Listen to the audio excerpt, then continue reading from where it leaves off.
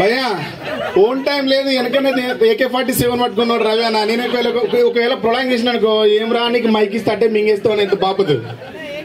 అందరికీ ఈ పుస్తక ప్రదర్శనలో పాట నేపథ్యాన్ని వినడానికి ఎంతో దూరం నుంచి వచ్చి పుస్తకాలు కొనుక్కొని మా పాటలు విన్నప్పటికీ మళ్ళీ మా మాటలు వినడానికి, పాట వినడానికి, పాటతో మాకున్న అనుబంధాన్ని వినడానికి, మీకు మాతో ఉన్న అనుబంధాన్ని తెలియజేయడానికి ఇక్కడ కూర్చున్న మీ అందరికీ మోకరిల్లి నమస్కరిస్తున్నా.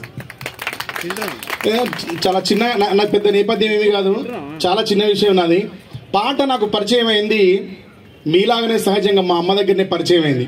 కాకపోతే మా అమ్మ దగ్గర పరిచయం అయినప్పుడు ఆ పాట గురించి నా శ్వాసకు తెలుసు కానీ నా ధ్యాసకు తెలియదు. మా అమ్మ పాట పాడితే నా శ్వాస ప్రశాంతంగా నిద్రపోయేది, అప్పుడు నాకు ధ్యాస లేదు. నాకు ధ్యాస వచ్చిన తర్వాత నేను విన్నప్పుడు మా ఇంట్లో ఒక పాట ప్లే అయ్యేది. సి నారాయణ రెడ్డి గారు రాసిన పాట. సాయి జ్యోతిలో షిరిడి సాయి మహత్యం అని ఒక సినిమాలో ఒక పాట వచ్చేది. అయితే అప్పుడు ఆడియో క్యాసెట్స్ లో పాటల్ని రికార్డ్ చేసుకొచ్చుకొని ప్లే చేసుకునేది నచ్చిన పాటల్ని. అట్లా మా నాన్న ఒకసారి ఏం చేసిందంటే దాంట్లో ఈ సాయిబాబా పాట ఒకవైపు, నక్సలైట్ పాటలన్నీ ఒక దిక్కే వేయించుకొచ్చింది. ఆయన కాన్సెప్ట్ అది. బట్ అది ఏమైపోయిందంటే మిస్ అయిపోయి ఎట్లయింది చూడండి. అది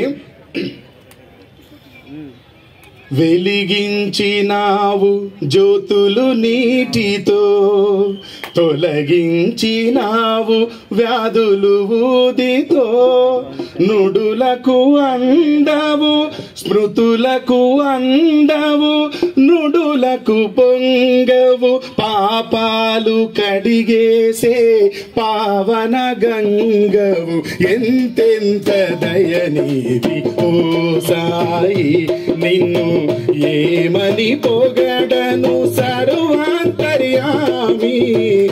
ఈ పాట వచ్చేది.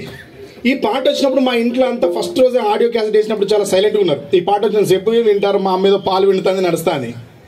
దీని వెనకాలనే పాట వస్తుంది. పోతివిరో రామన్న పసిగుడ్డుల ఉసురు తగిలి, పోతివి